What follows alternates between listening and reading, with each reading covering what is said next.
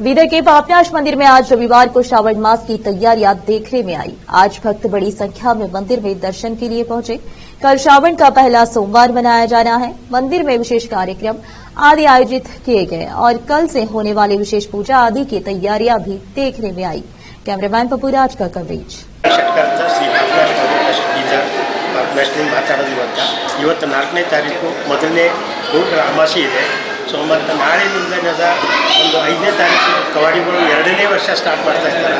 ಈ ವರ್ಷ ಮತ್ತು 5 ಸೋಮವಾರ ಬಂದಿದೆ. 5ನೇ ತಾರೀಕಿದೆ, 12ನೇ ತಾರೀಕು, 19 ಟೋಟಲ್ ಹಿಂಗೆ 5 ಸೋಮವಾರ ಬಂದಿದೆ. ಸುಮಾರು 200 ಜನ ಕವಾಡಿದವರು ಬರ್ತಾ ಇದ್ದಾರೆ. ಲಾಸ್ಟ್ ಇಯರ್ ಹಾಕಿ 12 ಇದ್ದು ಈ ವರ್ಷ 200 ಮೇಲೆ ಬರ್ತಾ ಇದ್ದಾರೆ. ಈಗ 2 ಗಂಟೆಗೆ ಮೀಟಿಂಗ್ ಇಟ್ಟಿದ್ದಾರೆ ಎಲ್ಲರಿಗೂ.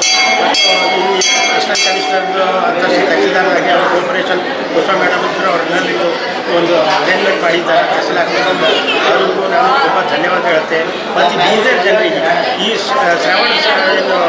ಶ್ರಾವಣ ಬರ್ತಾ ಇದೆ, ಎಲ್ಲ ಜನರಿಗೆ ಆರೋಗ್ಯ ಆಯುಷ್ಯ ಅವರಿಗೆ ಒಳ್ಳೆಯ ರೀತಿಯಿಂದ ಸಮೃದ್ಧಿ ಮಾಡಲಿ ಅಂತ ನಾನು ಶ್ರೀ ಪಾಪನಾಶ್ ಮಹಾದೇವ ಟ್ರಸ್ಟ್ ವತಿಯಿಂದ ಅವರಿಗೆ ಆಶಿಸ್ತೇನೆ. ಮತ್ತು ನಾನು ಈ ಮುಂದೆ ಬರೋಕ್ಕೆ ಜನ ಎಂಬುದು ಇವತ್ತೇನೋ ಅಮಾವಾಸ್ಯೆ ಕಡಿಮೆ ಇರ್ತದೆ.